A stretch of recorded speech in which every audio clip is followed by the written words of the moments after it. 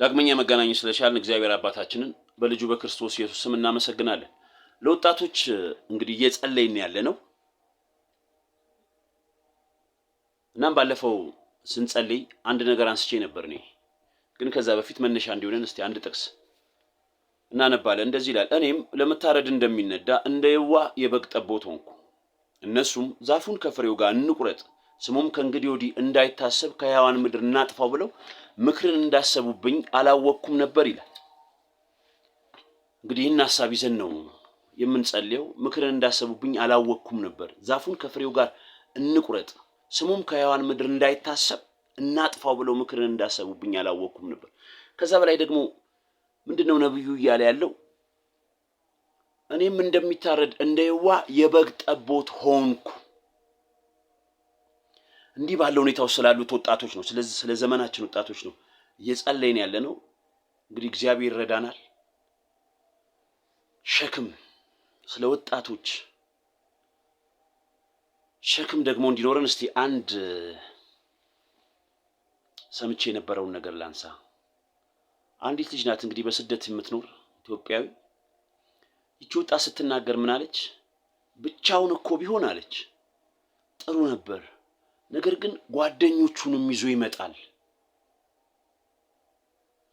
በሰራተኝነት አንድ ሰው ቤት ውስጥ የምትሰራ ናት ይቺ ልጅ እና እዛ ቤት ስላለ ልጅ ነው ብቻውን ቢሆን ጥሩ ነበር፣ ጓደኞቹንም ይዞ ይመጣል አለች። ራሷን መከላከል አትችልም፣ ያለችው በስደት ነው። እንዲህም እንኳን ሆና ለምን እንደዚህ ሆንኩ? እኔ ሀገር የለኝም ወይ? እንዲህም ሆኖ በሰው ሀገር ለኔ የሚያስብ፣ ለኔ የሚቆረቆር፣ ለኔ የሚጮህ፣ ለኔ የሚጣራ፣ ለኔ የሚናገር የለም ወይ ብላ እንኳን እንዳትናገር ራሷን ተጠያቂ አድርጋ ላለችበት ሁኔታ ተጠያቂዋ ራሷ፣ ተወቃሿ ራሷ፣ ሌላ ማንም ይህንን ነገር ሊፈታ እንደማይችል እንግዲህ አስባ መፍትሄ ለማምጣት ቀጣይ ዘመኗን ለማመቻቸትና ለማስተካከል ከራሷም አልፋ እንግዲህ ለታናናሾቿና ለወላጆቿ የሚሆነውን ነገር ለማስቀረት በሰው ሀገር ያለች ልጅ የተናገረችው ያነሳሁት ማለት ነው። ይህን ያነሳሁበት ምክንያት ምንድን ነው? እንዲገባብን ነው። ለወጣቶች እንድንቆረቆር፣ እንድንጨነቅ፣ ምንም ይቅርብኝ፣ የሚቀጥለው ትውልድ የሚመጣበት የሚቀበለው ነገር ምንድነው፣ የሚያገኘው ነገር ምንድነው እንድንል ነው። እናም ስናነሳ ባለፈው ስለ ዶክተር ብርሃኑ ነጋ ስለ ትምህርት ሚኒስቴሩ ያሉትን ማለትም 96% እና ከዛ በላይ ሀገር አቀፍ ፈተና ወስደው ልጆች እየወደቁ ነው።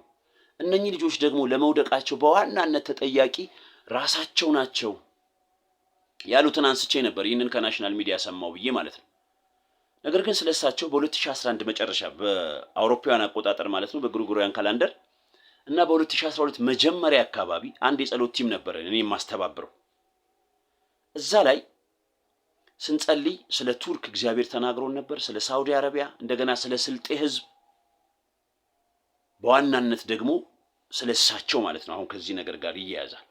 እሳቸው ምን ይሆናሉ ነበር ጌታ ያለን? 4 ታላላቅ የኢትዮጵያ ሚኒስቴሮች ከአራቱ ከነዚህ ከታላላቅ የኢትዮጵያ ሚኒስቴሮች መካከል 4 ታላላቅ ማለት ነው። ከነሱ መካከል አንዱ እሳቸው ይሆናሉ። ያን ጊዜ እንግዲህ የነበረውን መንግስት ደግሞ እግዚአብሔር ስለዛ መንግስት ይናገር የነበር ምንድን ነበር ይለኝ የነበረው? ፊት ለፊቱን ሲያዩት ቀላል ይመስላል፣ ነገር ግን ስር የሰደደ የተተከለ አለት ነው፣ ሊወድቅ አይችልም።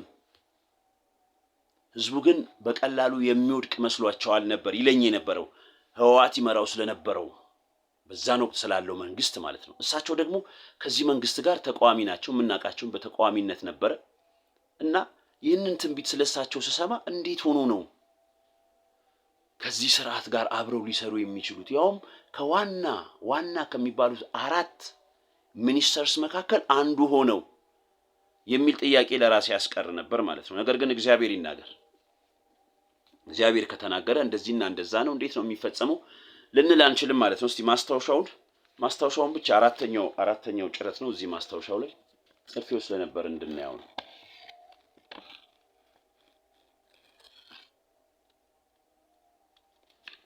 እና እንግዲህ የእሳቸውን ብቻ ተመልከቱት፣ ሌሎቹ አያስፈልግም። ስልጣን እንግዲህ ስልጣን ከሚገኝባቸው ከተለመዱ መንገዶች መካከል ዋናው ምርጫ ነው። ሁለተኛው ደግሞ መፈንቅለ መንግስት ነው። ሶስተኛው አሁን ብዙም ባይኖርም በውርስ የሚገኝ ይሄ በዘውዳዊ ስርዓት አለ። የእሳቸው ግን ወደ ስልጣን መምጣት እንግዲህ እንደምናውቀው የዶክተር አብይ መንግስት ወደ ስልጣን ሲመጣ ሁሉንም ተቋሚዎች ጋብዞ ነበረ። ከተጋበዙት መካከል እሳቸው አንዱ ናቸው።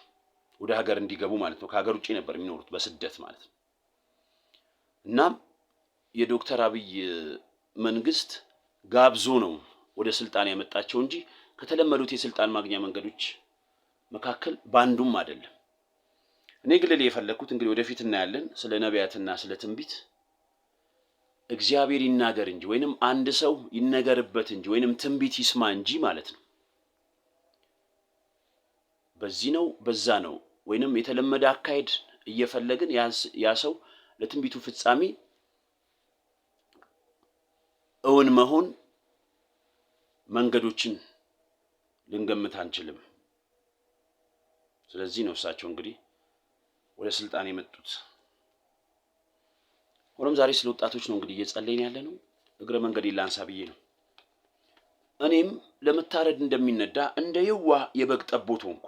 እነሱም ዛፉን ከፍሬው ጋር እንቁረጥ ብለው ምክርን እንዳሰቡብኝ ከሕያዋን ምድር እናጥፋው ብለው ምክርን እንዳሰቡብኝ አላወቅኩም ነበር። እንግዲህ እነኚህ ወጣቶች ምን እንደተመከረባቸው ማን ምን እንዳሰበባቸው ምን እንደሚጠብቃቸው ምንም የሚያውቁ ናቸው። እንደሚታረድ እንደ የዋህ አለ የበግ ጠቦት ሆንኩ።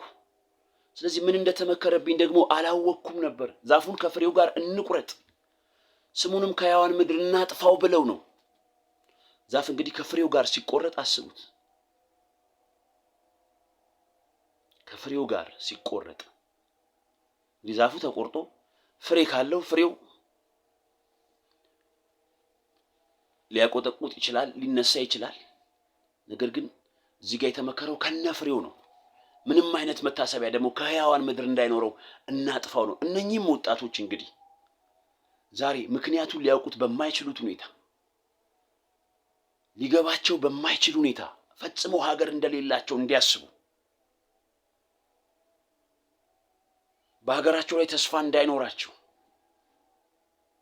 ለነሱ የሚቆረቆር የሚጮህ የሚጣራ የሚናገር ማንም እንዳይኖር ሆኖ እነሱም ደግሞ የግራና የቀኛቸውን አይተው እንኳን የሚቀጥለው ነገር ሊያስተካክሉና ሊወስኑ የማይችሉበት ሁኔታ ውስጥ ነው ያሉት።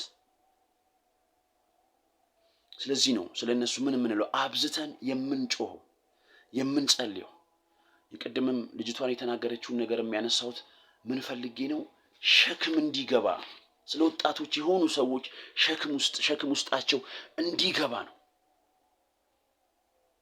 እግዚአብሔር ደግሞ ይጠየቅ እንጂ ወደ እሱ ይጮህ ይለመን እንጂ ምን የሚል አምላክ ነው ማለት ነው። የሚሰማ ነው እሱ። ለምን? ምሕረት አድራጊ፣ በጎ፣ ሩህሩህ፣ ቸር እና ደግ አባት ነው። ጳውሎስና ሲላስ ግን በመንፈቀ ሌሊት እየጸለዩ እግዚአብሔርን በዜማ ያመሰግኑ ነበር። መቼ? በመንፈቀ ሌሊት እየጸለዩ ምን ይሉ ነበር? እግዚአብሔርን በዜማ ያመሰግኑ ነበር። እነኚህ ሰዎች በዚህ ይህንን ጸሎትና ልመና ይህንን ምስጋና በዜማ እግዚአብሔርን የሚያመሰግኑበት ሁኔታ ምንድነው? እስረኞቹም ያደምጧቸው ነበር። ድንገትም የወህኒው መሰረት እስኪናወጥ ድረስ ታላቅ የምድር መንቀጥቀጥ ሆነ። ከዚያስ በዚያን ጊዜም ደጆች ሁሉ ተከፈቱ፣ የሁሉም እስራት ምን አለ ይላል? ተፈታ። ጳውሎስና ሲላስ ያን ጊዜ ያደረጉት ምንድነው? በጥንቆላ፣ በሟርት፣ በአስማት፣ በድግምት እንደዚህ ባሉ ነገሮች ከተማውን አስራ ነገር ግን ለአሳዳሪዎቿ ገንዘብን ብዙ ጥቅምን ታስገኝ የነበረች አንዲት ሴት ናት። መንገድ ላይ እየተገናኘቻቸው ሁልጊዜ ስታውካቸው ጳውሎስ ያንን መንፈስ ገጽቶ ከሴትዮዋ ላይ ያስወጣዋል። ከዛ ሴት ላይ ያ መንፈስ ሲወጣ ያ የሟርት መንፈስ፣ የድግምት፣ የአስማት፣ የጥንቆላ እንደዚህ ባለ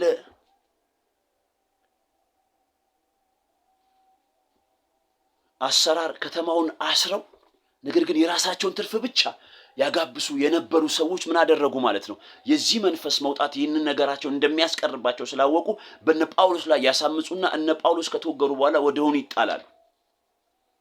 ያን ጊዜ እነ ጳውሎስ ግን በእኩለ ሌሊት ያውም በመንፈቀ ሌሊት ምን ይሉ ነበር? በዜማ እግዚአብሔርን ያመሰግኑ ነበር። ከዚያስ እስረኞቹም ሁሉ ያደምጧቸው ነበር።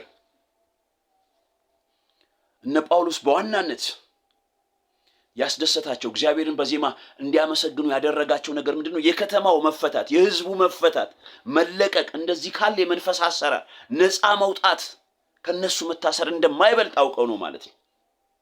እግዚአብሔር ይህንን ስላደረገ በእኩለ ሌሊት በመንፈቀ ሌሊት ምን ይሉት ነበር? በዜማ ያመሰግኑት ነበር። ከዚያስ እስረኞቹም ሁሉ ደግሞ ያደምጧቸው ነበር። ከዚያ ምንድን የሆነው? ድንገትም የወህኒው መሰረት ተናወጠ። የሁሉም ምስራት ምን አለ? ተፈታ። ደጆቹም ሁሉ ምን አሉ? ተከፈቱ። በኢየሱስ ክርስቶስ ስም ከነኚህ ወጣቶች መካከል፣ ከነኚህ ታሳሪዎች መካከል፣ ከነኚህ በጎ ባሰቡ፣ ቅን ባሰቡ፣ መልካም ባሰቡ፣ ምንም አይነት ክፋት ውስጣቸው ከሌለ የግራና የቀኛቸውን አይተው በራሳቸው ነገር እንኳን ላይ መወሰን በማይችሉ ወጣቶች ላይ የተደረገው ነገር ከነኚህ ወጣቶች መካከል፣ ከነኚህ ታሳሪዎች መካከል፣ ከነኚህ እንዲወሰኑ፣ እንዲገቱ፣ እንዲገደቡ ወደዚህም ወደዛም፣ ወደ ላይም ወደ ታችም፣ ወደ ግራም ወደ ቀኝም፣ ወደፊትም ወደ ኋላም እንዳይሉ ከታሰሩት መካከል የሚዘምሩ እግዚአብሔር የበጎነትን፣ መልካምነትን፣ ደግነትን፣ ቸርነትን፣ ሩህሩህ መሆንህን ይህንን ብቻ ተመልክተው የሚጮሁ ከነኚህ ወጣቶች መካከል እንዲነሳ በኢየሱስ ክርስቶስ ስም አባቶች ዛሬ እንጸልያለን። በኢየሱስ ስም ይነሳ፣ ከነሱ መካከል ይነሳ። ከነዚህ ልጆች መካከል ሴቶችና ወንዶች ይነሱ። የራሳቸውንም እንደገና የነሱንም ደግሞ ተመሳሳይ ወጣቶች ወንዶችና ሴቶች እስራት የሚፈቱ ያሰረቻቸውን ምድር መሰረት የሚያናውጡ በጸሎት በልመና በምስጋናቸው